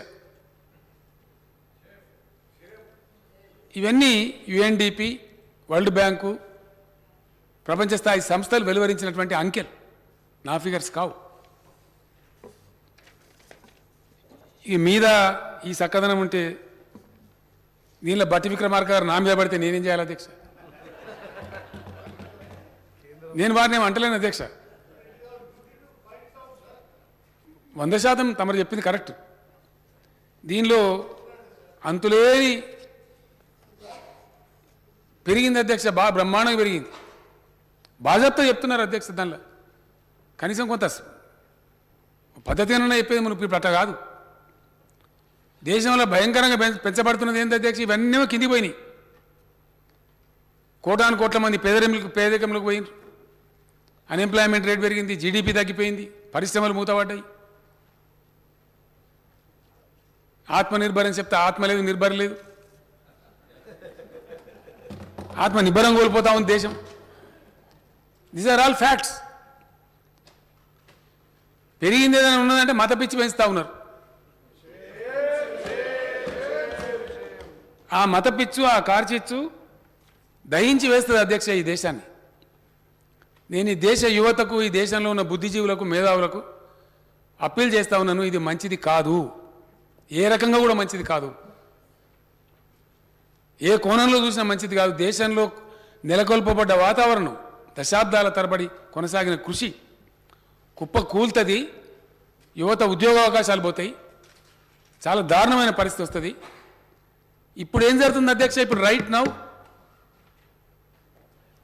20,000 పైచీలకు పిల్లలు ఉక్రెయిన్లో చిక్కుకొని పోయారు. భారతీయ పిల్లలు 20,000 పైచీలకు. కళ్ళ ముందర కనబడుతున్న సత్యం అధ్యక్ష. ఎందుకు పోయినా పిల్లలందరూ అంటే ఎంబీబీఎస్ చదువుకోవడానికి పోయింది సార్, మెడిసిన్ చదువుకోవడానికి. మన రాష్ట్రం నుంచి నేను చీఫ్ సెక్రటరీ గారికి చెప్పి, ఫైనాన్స్ సెక్రటరీ గారికి చెప్తే మన ఢిల్లీ రెసిడెంట్ కమిషనర్ని వాళ్ళు యాక్టివేట్ చేసి ఎవరు పిల్లలు వాళ్ళు తెచ్చుకోవాలి, ఎవరు బాధ వాళ్ళకు ఉంటుంది కదా అధ్యక్ష. ఒక 740 పైచీలకు పిల్లలు మన తెలంగాణ పిల్లలు. ఇందులో 700 పైచీలకు పిల్లలు ఎంబీబీఎస్ చదవడానికి పోయిన పాపం. అక్కడ 20-25 లక్షలు అయిపోతే సార్ ఇక్కడ ₹1 కోటి అడుగుతున్నారు. కాస్ట్లీ ఉన్నది.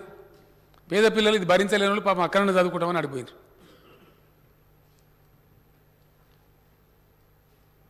ఎందుకు పోయినా అంటే ఇక్కడ దిక్కు లేదు కాబట్టి పోయినారు, అవకాశం లేదు కాబట్టి పోయినారు. ఏం చేయాలి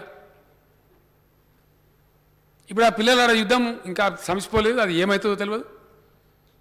కింద పడి మీద పడి ఇప్పటి వరకు 710 మంది పిల్లలు మనం టికెట్లు భరించి తెచ్చినాం అధ్యక్ష, వాపస్ తెచ్చినాం. ఇప్పుడు వాళ్ళ భవిష్యత్ ఏంది? వాళ్ళ చదువు డిస్కంటిన్యూ కావన్నా, ఆగిపోవన్నా, తిరిగి ఉక్రెయిన్ పోయే పరిస్థితులున్నాయా? ఏం జరగాల? తెలంగాణ ప్రభుత్వంగా నేను ప్రకటిస్తా ఉన్న అధ్యక్ష, మేము భారత ప్రభుత్వానికి రాస్తాం, వెంటనే వాళ్ళ చదువులకు ఎంత ఖర్చు అయినా మేము భరించి ఇక్కడ చదివిస్తాం వాళ్ళను. వాళ్ళు డిస్కంటిన్యూ కాకుండా, వాళ్ళ భవిష్యత్తు దెబ్బతినకుండా నేను చీఫ్ సెక్రటరీ గారు ఉన్నారు, ఇక్కడనే ఆరోగ్య శాఖ మంత్రి గారు ఉన్నారు, నేను మనవి చేస్తాను, వెంటనే రాయండి please. Please write to government of India immediately, we're ready. ఈ రకంగా పరిస్థితులు ఉన్నాయి అధ్యక్ష. దీని మీద కూడా కేంద్ర మంత్రులు ఉన్న వాళ్ళు ఎవరు పొమ్మన్నారు? ఆ పిల్లోడు ఒకరు పాపం నవీన్ అని ఒక పిల్లగాడు చనిపెట్టు బెంగళూరు. వాళ్ళ తల్లిదండ్రులు ఏడుస్తూ ఉంటే తిన్నదరగకపోయారు అని మాట్లాడతారు. తిన్నదరగక ఉక్రెయిన్ పోతారా అధ్యక్ష? అరే పిల్లలు పోయిన పాపం దిక్కులేకి గరీబ్ వాళ్ళు పోయిన చదువుకుంటామని పోయినారు. వాళ్ళ మీద మాట్లాడవలసిన పద్ధతేనా? ఇగో ఇది. దీని మీద మాట్లాడితే మీరు దేశద్రోహులు. అరే ఇది ఎక్కడ అన్యాయం అధ్యక్ష? ఇటువంటి పెడదూరణలు ఇవి ఎందుకు దారితీస్తాయి? దయచేసి నేను తమరికి, తమరి ద్వారా గౌరవ సభ్యులకు, సభ ద్వారా ప్రజానికానికి కూడా మనవి చేస్తా ఉన్నా.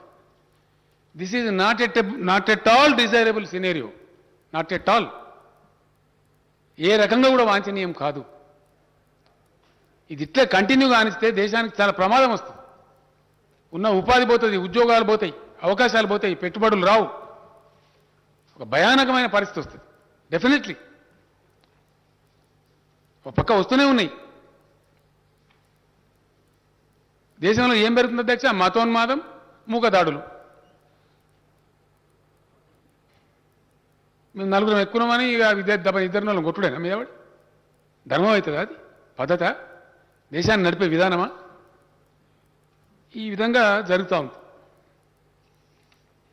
అధ్యక్ష. ఎందుకు ఇదంతా నేను మనవి చేయాల్సి వస్తుందంటే, ఇంతకుముందే మిత్రులు ఆరూరు రమేష్ గారు చెప్పినారు, తెలంగాణ వచుడు దెబ్బపెట్టి మా 7 మండలాలు గుంజుకున్నారు, మా సీలేరు పవర్ ప్లాంట్ గుంజుకున్నారు, మాకు అన్యాయం చేసిననే మాట వచ్చింది. ఉన్న సింగరేణిని కూడా ఇప్పుడు కథం పట్టే ప్రయత్నం చేస్తున్నారు. పట్టి గారు కూడా ఆవేదన వెలిపించారు. మొత్తం ప్రతికూలమే అధ్యక్ష. అక్బరుద్దీన్ ఓవైసీ గారు చెప్పినారు, సెంట్రల్ గ్రాంట్ మనకు బడ్జెట్ ఎస్టిమేట్స్ 1,60,000 కోట్లు ఉంటే వచ్చింది 70,000 కోట్లు.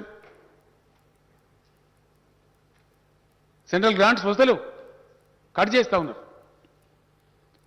పూర్తి వ్యతిరేకమైనటువంటి, వివక్షపూరితమైనటువంటి, ప్రతికూలమైన పరిస్థితులు అధ్యక్ష.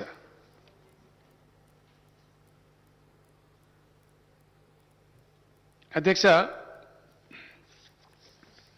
మేక్ ఇన్ ఇండియా అంటే అది ఎక్కడ పోయిందో.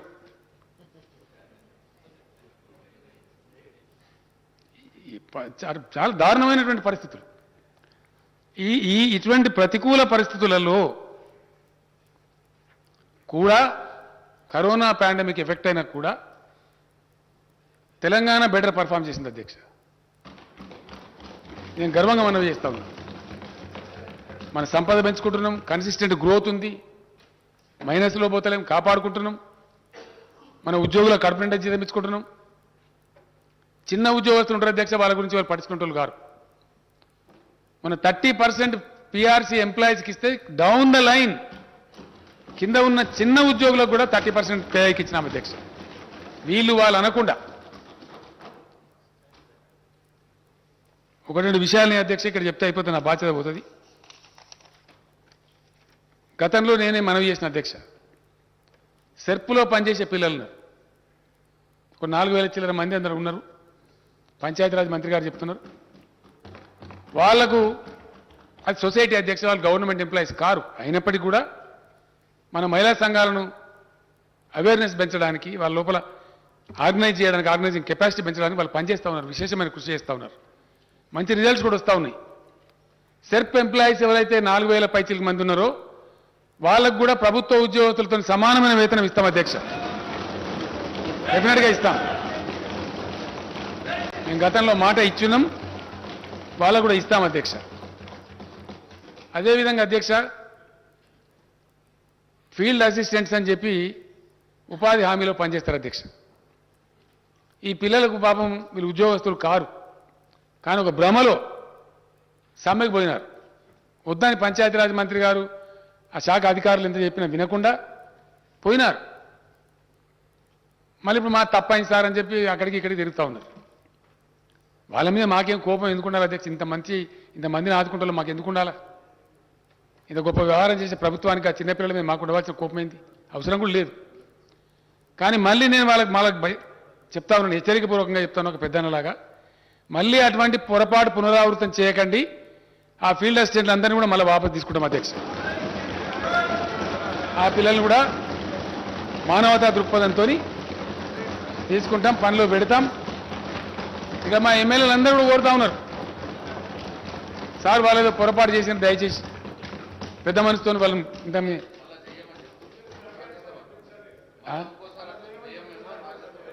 బట్టి విక్రమార్క గారు చెప్పినారు అధ్యక్ష. లాస్ట్ టైం ఆ సెషన్లో కూడా మాట్లాడినారు వారు. శాసనసభ్యులు మొత్తం నా మీద దాడి చేస్తారు మీరు. బట్టి విక్రమార్క కంటే డబుల్ స్పీడ్తో దయాకర్రావు గారు చెప్పినారు. ఇక వాళ్ళ శాఖ మంత్రి కాబట్టి అందరు మంత్రులు చెప్పినారు, శాసనసభ్యులు చెప్పినారు. వాళ్ళందరూ కూడా మేము మళ్ళీ అటువంటి తప్పు చేయమని చెప్పినారని చెప్పినారు. అందరి మాటనే నా మాట, నాకు వేరే భిన్నమైన మాట ఎందుకుంటుంది అధ్యక్ష. కాబట్టి ఆ పిల్లల్ని వాపసు తీసుకుంటాం, ఆ రకంగా ముందుకు పోతాం అధ్యక్ష. నాది ఒకటే ఒక రిక్వెస్ట్ ఏంటంటే అధ్యక్ష, ఒక పాజిటివ్ దృక్పథంతో చక్కటి పద్ధతులలో ముందుకు పోతా ఉన్నాం. అక్బరుద్దీన్ ఓవైసీ గారు కొన్ని విషయాలు చెప్పినారు అధ్యక్ష. మైనారిటీకి సంబంధించినటువంటి సంస్థలలో నాకు కూడా అది కొంచెం మంచిగా అనిపిస్తలేదు. I'm also really very serious about that. MTF, RTF वो कैसा पेंडिंग रहता है मुझे समझ में ही नहीं आता. ये बिल्कुल गलत बात है. अगर ऐसा हो रहा है तो गलत है. मैं आपके बात से बिल्कुल सहमत हूं, ऐसा नहीं होना चाहिए. इसलिए मैं मिनिस्टर फाइनेंस साहब से और फाइनेंस सेक्रेटरी साहब से, CS साहब को मैंने ऑलरेडी कह दिया. जब आप बात कह रहे थे तो मैं उठ के उनको कह दिया कि इस पर एक रिव्यू लेना चाहिए अर्जेंटली, और यह चीज़ पेंडिंग नहीं रहना चाहिए. बच्चों का फ्यूचर का सवाल है, तो इसीलिए उस पर गौर करेंगे ज़रूर. और दूसरी बात है जो आपने कहा है वो भी सच बात है. बच्चे जब हमारे इम्तिहान लिखने जाएंगे, जो कि 80,000 एम्प्लॉयमेंट का ऐलानात हुआ है, तो इम्तिहान लिखेंगे बच्चे, जो जिसकी किस्मत में मिलेंगे ठीक बात है. उर्दू में लिखने का मौका उनको मिलना चाहिए हर जगह. And I will personally ensure, I request the Minister for Finance and also the Honorable Education Minister to see that at every level people are allowed who want to write the exam in Urdu. बिल्कुल उनको मौका मिलना चाहिए. और कुछ जो पहले हम फॉलो कर रहे थे उसके बारे में भी आपने जिक्र किया, जैसे कि पब्लिक सर्विस कमीशन में माइनॉरिटी के मेंबर होना चाहिए, बिल्कुल होना चाहिए. हर शोबे हयात में होना चाहिए. यहाँ वहाँ क्यों, जहाँ जहाँ कामियाँ हैं आपने जो मुतालबा किया मैंने नोट कर लिया.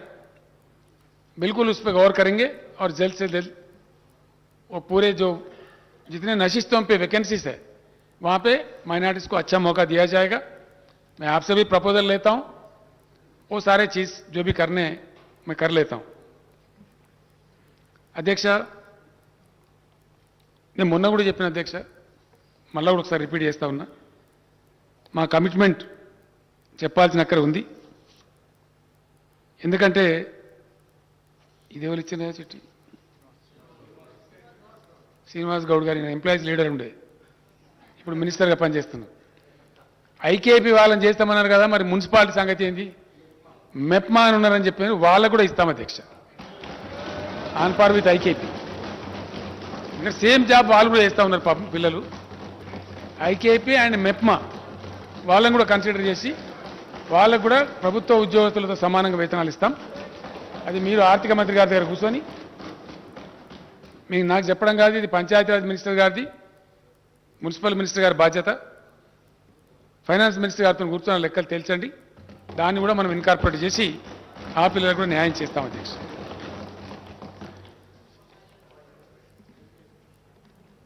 అధ్యక్ష, ఇక్కడ I have to thank the police department of Telangana. మన డీజీపీ గారు, వారి నాయకత్వంలో పోలీసులు శాంతి భద్రతలు అద్భుతంగా పరిరక్షిస్తూ ఉన్నారు అధ్యక్ష. నేను ఇందాక మనవి చేసినటువంటి ఆ ఇకో బిల్డ్ కావాలంటే ఊరికే కాదు అధ్యక్ష. లా అండ్ ఆర్డర్ ఆల్సో చాలా చాలా ప్రాధాన్యత వహించేటువంటి అంశం. అది చక్కగా ఉన్నది. ఇప్పుడు ఎక్కడికైనా పోతాం, ఇప్పుడు సపోజ్ ఈ ప్రశాంత్ రెడ్డి గారు ఇంటికి పోతా ఉంటాడు, దాన్ని ప్రసాదం పెడతారంటే మంచిగా పోయి తీసుకుంటాం. కానీ అక్కడికి పోతే రెండు కొడతారంటే వాళ్ళని పోతారు అధ్యక్ష. అట్లనే శాంతియుతంగా వాతావరణం మంచిగా ఉండి, ఎన్విరాన్మెంట్ ఉండి, పనిచేయగలిగే పరిస్థితి ఉండి, పెట్రోల్ పెడితే 10 రూపాయలు పెడితే నాకు ఇంకో 2 రూపాయలు లాభం వస్తుందంటే వాళ్ళు వస్తారు. కానీ పొద్దున్న లేస్తే జగడం పెట్టి గందరగోళం పెట్టి అట్లా ఉంటే ఆ పరిస్థితి ఉంటే రారు అధ్యక్ష. కాబట్టి పోలీసు కూడా డెఫినెట్గా వెల్ పర్ఫార్మ్డ్ పోలీసు ఉన్న కాదు శాంతి భద్రతలు బాగుంటాయి. ఈ ఎకోబి నిర్మాణం చేయడంలో తెలంగాణ ఇటువంటి ప్రగతి సాధించడానికి అవసరమైనటువంటి ఇకో ఏదైతే బిల్ట్ అయిందో over a period of last 7 years, police also has played a greater role. I appreciate them and request the police to continue with the same spirit. అధ్యక్ష, వీటన్నిటి సమాహారంగా ఇక్కడ బిల్డ్ అయినటువంటి ఇకో ఎక్కడి నుంచి ఎక్కడికి పోయినాం. 24 గంటల కరెంట్ ఇస్తామది నిజం అధ్యక్ష. మేమేం డంబాచారం చెప్పుకునే పని లేదు. ఇంటింటికి నల్లా పెట్టి నీళ్ళు ఇచ్చే ఒకటే ఒక రాష్ట్రం ఇండియాలో తెలంగాణ అధ్యక్ష. అండ్ నా లెక్క కాదు అధ్యక్ష, ఇది handbook of statistics on Indian states. భారతదేశంలోని రాష్ట్రాల మీద ఇటీవలనే 2021 హ్యాండ్ బుక్ ఆఫ్ స్టాటిస్టిక్స్ అయితే RBI, Reserve Bank of India వెలువరించిందో దానిలో Telangana, though it is a new state, youngest state of India, Telangana has grown up to become a fastest wealth maker in this country. Yes sir అధ్యక్ష, తెలంగాణ ఏర్పడినాడు 3 ప్రభుత్వ కళాశాలలు, medical కళాశాలలు. ఇలా దాన్ని 33 తీసుకొని పోతా ఉన్నాం. ఇదే నిదర్శనం అధ్యక్ష. మొన్న మంత్రి గారు చెప్పినారు ఎక్కడెక్కడ పెడుతున్నాం అనేది. వాటితో పాటు ఇంతకుముందు అక్బరుద్దీన్ ఓవైసీ గారు ఒక మంచి మాట కూడా చెప్పారు. హెల్త్ యూనివర్సిటీలో పారామెడికల్ కోర్సెస్కి ట్రీట్మెంట్ ఇవ్వాలన్నారు. డెఫినెట్గా అది చాలా ఇంపార్టెంట్ విషయం. ఒక హాస్పిటల్ ఉంటే అది కంప్లీట్గా ఉంటేనే, అలా అన్ని హంగులు ఉంటేనే సమగ్రంగా ఉంటుంది. కాబట్టి తప్పకుండా తీసుకొని పోతాం. దేశ తలసరి ఆదాయంలో మనమే నంబర్ 1 ఉన్నాం అధ్యక్ష. సిక్కిం అనే రాష్ట్రం మనకంటే చాలా చిన్నది, 6 లక్షలు. మనతో పోల్చదగ్గ రాష్ట్రమే కాదు. సిక్కిం జనాభానే 6,60,000. జస్ట్ 0.1% మనకన్నా ముందున్నది అధ్యక్ష. But we're the number 1 state in the country. అధ్యక్ష, ఇవన్నీ ఊరికే రాలే.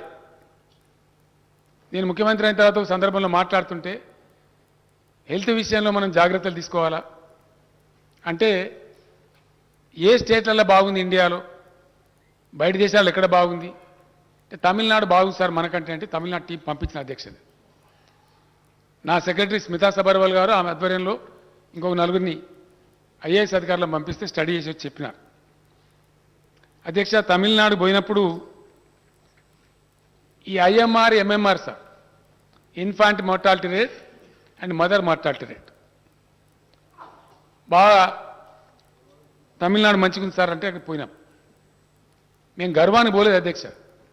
ఎక్కడ బాగుంటే అక్కడి నుంచి నేర్చుకునే ప్రయత్నం చేసినాం. ఆడిపోయి తెచ్చుకుంటే సంతోషపూర్వకంగా అధ్యక్ష తెచ్చుకొని దాన్ని అడాప్ట్ చేసినాం. అనేక పద్ధతులు. కేసీఆర్ కిట్ ప్రారంభించినాం, ఇన్స్టిట్యూషనల్ డెలివరీస్ పెంచినాం, న్యూట్రిషన్ పెంచినాం, అంగన్వాడీలలో వాళ్ళకి ఇచ్చేటువంటి గుడ్లు, పాలు, వాళ్ళలో కొంతమంది గ్రాములు అంటే నేను చెప్పిన గ్రాములు మాట్లాడద్దు, దమనవలలో ఒక బుక్కడ అన్నం ఎక్కువ బెటరా, అంత దరిద్రం ఉందా ప్రభుత్వానికి అని కోపం చేసి మందలిచ్చి అక్కడ పెంచినాం. వీటన్నిటి ఫలితంగా అధ్యక్ష, నిన్నగాక మనం 3-4 days బ్యాకే నీతి ఆయోగ్ వెలువరించినటువంటి నివేదికలో Indian government of India health department వెలువరించిన దానిలో మాతా మరణాల సంఖ్యలో తమిళనాడు కంటే కూడా మనం ఇంప్రూవ్ అయిపోయినాం అధ్యక్ష. నౌ టుడే ద రేట్ మేము తమిళనాడు పోయినాడు మన దగ్గర మాతా మరణాల సంఖ్య 92, తమిళనాడులో 79 అధ్యక్ష. లేటెస్ట్ దాంట్లో తమిళనాడులో 58 ఉంటే తెలంగాణ 56 ఉంది అధ్యక్ష. I really congratulate the health department. చాలా అద్భుతంగా ముందుకు పోతా ఉన్నాం. 3 మెడికల్ కాలేజీలు ఉంటే ఇలా 33 మెడికల్ కాలేజీలు తీసుకొని పోతా ఉన్నాం ఆ సంఖ్యను డెఫినెట్గా. దాంతోపాటు మెడికల్ కళాశాలతో పాటు ఖచ్చితంగా నర్సింగ్ కాలేజ్ కూడా ప్రతి దగ్గర ఏర్పాటు చేయబోతా ఉన్నాం అధ్యక్ష. అది కూడా కంప్లీట్ కాబోతా ఉంది. విశ్వవిద్యాలయాలు కూడా అంతకుముందు 13 ఉంటే ప్రైవేట్ గవర్నమెంట్ కలిపి ఇప్పుడు 11 విశ్వవిద్యాలయాలు కూడా నెలకొల్పినాం అధ్యక్ష. ఆ రకం కూడా ముందుకు పోతా ఉన్నాం. ఆ విధంగా తెచ్చిన అప్పులు జాగ్రత్తగా ఒక్కరోజు కూడా అధ్యక్ష not even a day by date default లేకుండా చెల్లించే ఒకటే ఒక్క రాష్ట్రం ఇండియాలో తెలంగాణ. అందుకే తెలంగాణ భాషలో చెప్పాలంటే దాన్ని పతారా అంటారు అధ్యక్ష. పతార మంచిగా ఉంటేనే మనకి ఎవడన్నా మన దగ్గర చూస్తారు అధ్యక్ష. మోతెబరి 40 సంవత్సరాల బాండ్స్ కూడా అమ్ముడుపోయే ఒకే ఒక రాష్ట్రం తెలంగాణ రాష్ట్రం అధ్యక్ష. అప్పులతో మనది 24వ ర్యాంక్ అధ్యక్ష. మన పైన 23 ఉన్నాయి. పెరిగిన సంపద యొక్క ఫలితాలు డెఫినెట్గా ప్రజల అనుభవంలో ఉన్నాయి. ఆ వివరాలన్నీ ఆర్థిక మంత్రి గారు చెప్పిన అధ్యక్ష. నేను ఇంకా వివరాలు చెప్పను. ఒక్క విషయం మాత్రం చెప్పి ముగిస్తా అధ్యక్ష. ఇప్పుడు ప్రాజెక్టు కడతా ఉన్నాం, ఫ్రీ కరెంట్ ఇచ్చినాం, రైతు బంధు పెట్టుబడి ఇచ్చినాం. చాలామంది దళిత వర్గాల మిత్రులు, మా పార్టీలో కూడా దళిత పిల్లలు ఉన్నారు అధ్యక్ష. చాలామంది ఉద్యమంలో భాగస్వాములై ఇలా శాసనసభ్యులైనారు, పార్లమెంట్ సభ్యులైనారు. మా కిషోర్ కావచ్చు, మా బాల్క సుమన్ కావచ్చు, అనేక మంది అధ్యక్ష. పిహెచ్డీలు చేసిన వాళ్ళు కూడా ఉన్నారు. వాళ్ళతో మేము సమావేశమైనప్పుడు వాళ్ళు అన్నారు, నిజమే సార్ మీరు దళిత బంధిస్తే మాట్లాడొస్తుంది, మాకు భూములే లేవు కదా అని దళిత వర్గాల ప్రజలు కొంత వాళ్ళ బాధ వ్యక్తం చేశారు అధ్యక్ష. మా గురించి ఏదైనా ప్రత్యేకంగా చేయాలని అడిగినారు. నేను చెప్పిన సంపద పెరిగితే, రాష్ట్ర సంపద పెరిగితే కొద్దిగా ఓపిక పట్టండి దయచేసి, మీకు నేను చూపెడతా ఫలితం అని చెప్పినాం. డెఫినెట్గా సంపద పెంచినాం కాబట్టి భారతదేశంలోనే విప్లవం తీసుకొచ్చే మహత్తరమైన పథకం దళిత బంధు పథకం అధ్యక్ష. దాన్ని మా యొక్క దళిత ప్రజాప్రతినిధులు, మేధావులు అందరినీ పిలిచి అనేక చర్చోపచర్చలు చేసి ఇలా దళిత బంధు కార్యక్రమాన్ని రూపకల్పన చేసినాం. 31 మార్చి లోపల అధ్యక్ష 40,000 కుటుంబాలకు దాన్ని గ్రౌండ్ చేస్తా ఉన్నాం. డబ్బులు రిలీజ్ అయినాయి. సరే ఇంప్లిమెంటేషన్లో గ్రౌండ్ మీద కలెక్టర్లు బహుశా ఒక 4 రోజులు 2 రోజులు అక్కడ ఎమ్మెల్యేస్ వాళ్ళంతా కూర్చొని చేసుకోవచ్చు, దానికి అభ్యంతరం లేదు.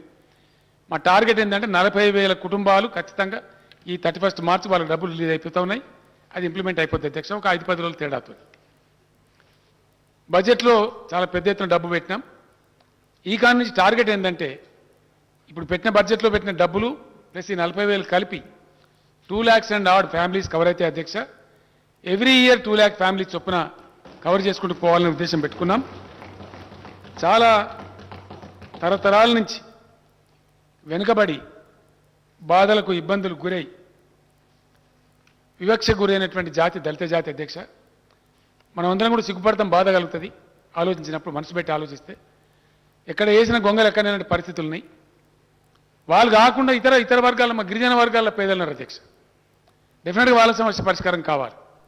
నేనేమంటున్నా అంటే స్టెప్ బై స్టెప్ అట్టడుగున బాటం లైన్లో ఎవరైతే ఉన్నారో, ఏ సహాయం అందకుండా వివక్షకు గురై సోషల్ స్టిగ్మాకు గురై రకరకాల బాధలు పడ్డారో వాళ్ళతో మొదలుపెట్టుకున్నాం.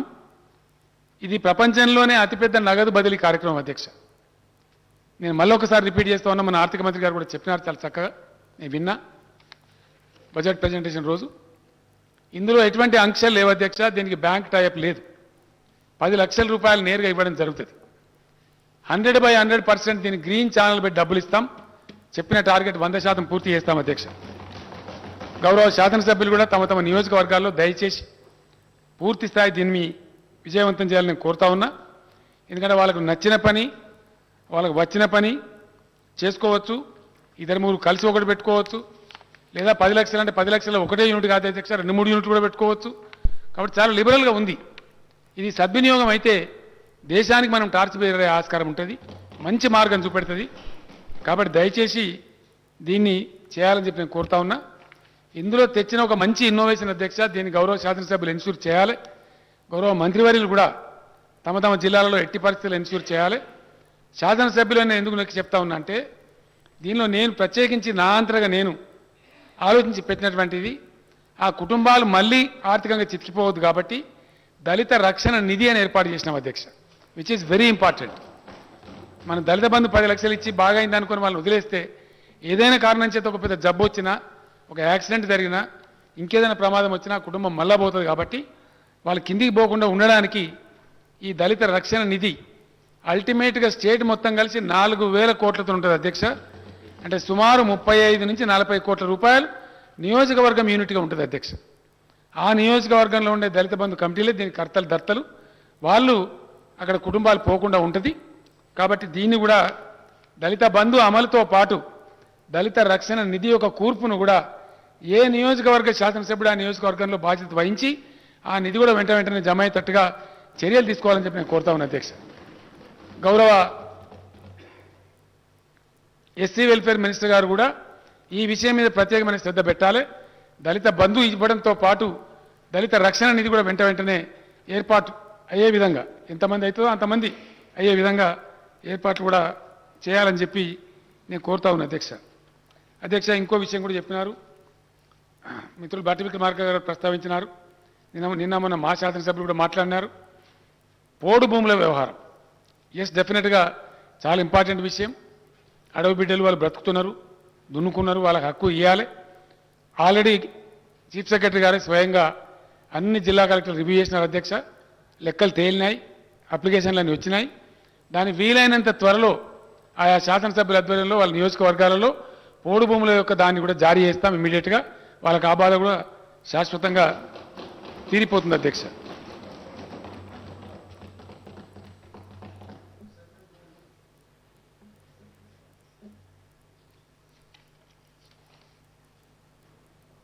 వాళ్ళు సోదరులు ఎమ్మెల్యేలు హౌస్ ప్లాట్స్ అని అడిగినారు అధ్యక్ష.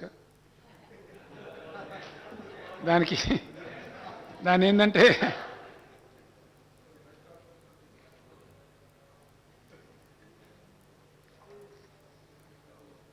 అది సుప్రీంకోర్టులో ఇరుక్కపోయి ఉంది అధ్యక్ష.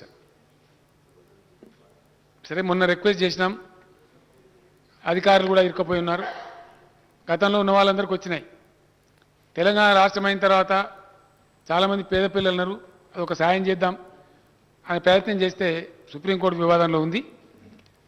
నేను కూడా భగవంతుని ప్రార్థిస్తూ ఉన్నా, తప్పకుండా దాన్ని ఆ చిక్కు విప్పదీసి మా పద్మా దేవేందర్ రెడ్డి గారు దాన్ని కన్వీనర్ కూడా అధ్యక్ష. మేమే గోల పెడుతున్నా, ఇప్పుడు ఆమె టార్గెట్ చేసినట్టు అధ్యక్ష. కాబట్టి జర్నలిస్టులు కూడా దానిలో ఉన్నారు. వీళ్ళందరూ కూడా చాలామంది పేదవాళ్ళు ఉన్నారు. తెలంగాణ వచ్చిన తర్వాత వాళ్ళకి రాలేదు, రావాల్సిన అవసరం ఉంది. వీలైనంత త్వరలో నేనే వ్యక్తిగతంగా దాన్ని ఇనిషియేట్ తీసుకొని మాట్లాడి ఏం చేయాలనో చర్యలు చేసి ఆ రకంగా తప్పకుండా చేస్తాం అధ్యక్ష. ఇంకో మాట కూడా చెప్పినారు, ఇటీవల కాలంలో వరంగల్ జిల్లాలో కొన్ని చోట్ల అనుకోని పరిస్థితులలో వడగండ్ల వర్షం కురిసి కొంత మిర్చి రైతాంగం, కొన్ని ఇతర పంటలు కూడా ఖమ్మం జిల్లాలో కూడా నష్టపడ్డారు అధ్యక్ష. మంతని ప్రాంతంలో కూడా కొంత నష్టం జరిగింది, కరీంనగర్ ప్రస్తుత పెద్దపల్లి జిల్లాలో ఆ రకంగా పోయిందా సార్?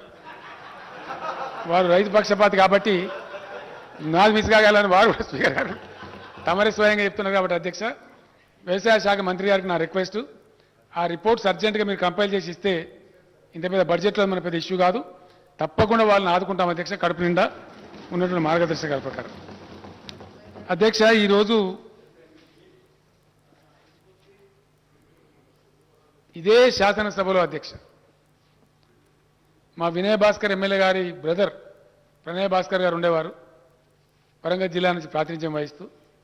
ఒక సందర్భంలో వారు తెలంగాణ అని మాట్లాడితే మాట్లాడద్దు, తెలంగాణ అని అనొద్దు అని స్పీకర్ గారు రూలింగ్ ఇచ్చారు అధ్యక్ష. అంటే మాకున్న కమిట్మెంట్ ఏంటంటే ఇదే శాసనసభలో తెలంగాణ పదం అనొద్దు అనేటువంటి దాన్ని కోట్లాది మందితో అనిపించి యావత్ భారత రాజకీయ వ్యవస్థను ఒప్పించి తెలంగాణ తెచ్చినటువంటి వాళ్ళ అధ్యక్ష మాకు ఆ కమిట్మెంట్ ఉంది. డెఫినెట్గా అదే స్ఫూర్తితో పనిచేస్తాం. తప్పకుండా ఇంకో విషయం కూడా ఈ మధ్య చెప్పాలి అధ్యక్ష. ఇప్పుడు దేశంలో కొత్త నినాదం మొదలుపెట్టినారు. ఏంటంటే డబుల్ ఇంజన్ గ్రోత్. ఇక డబుల్ ఇంజన్ గ్రోత్ కథ చెప్పాలి అధ్యక్ష. నేను ఎక్కువ సమయం తీసుకున్న అధ్యక్ష, జస్ట్ 1 మినిట్. డబుల్ ఇంజన్ గ్రోత్లో ఉన్న మర్మం ఏందని తెలియాలి కదా అధ్యక్ష ప్రజలకు. ప్రజల అమాయకులు కాబట్టి నిజమే కావచ్చని నమ్మే పరిస్థితి కూడా ఉంటుంది. ఒక ఆయన ఎవరో బయట పుణ్యాత్ముడు మాట్లాడుతూ డబుల్ ఇంజన్ గ్రోత్ ఉన్న రాష్ట్రాలు చాలా బాగుపడ్డాయి అని మాట్లాడారు అధ్యక్ష. డబుల్ ఇంజన్ గ్రోత్ అంటే కేంద్రంలో రాష్ట్రంలో ఒకే సర్కార్ అని అర్థం అధ్యక్ష. అది ఎంత వెకిలిగా ఉందంటే, ఎంత అసహన వైఖరితో ఉందంటే, అది కూడా ఒక మెరమచ్చకాలు చేసి ప్రజలను గోలుమాలు దింపే పరిస్థితి అధ్యక్ష. కానీ యాక్చువల్గా డబుల్ ఇంజన్ గ్రోత్ ఉన్నటువంటి ఉత్తరప్రదేశ్లో తెలంగాణ కంపేర్ చేస్తే తలసరి ఆదాయంలో ఉత్తరప్రదేశ్ యొక్క ర్యాంక్ అధ్యక్ష, where the double engine growth is there, the great double engine growth. Telangana తలసరి ఆదాయం 2,78,000 రూపాయలు అయితే డబుల్ ఇంజన్ గ్రోత్ ఉన్న ఉత్తరప్రదేశ్ ఆదాయం 71,000 అధ్యక్ష.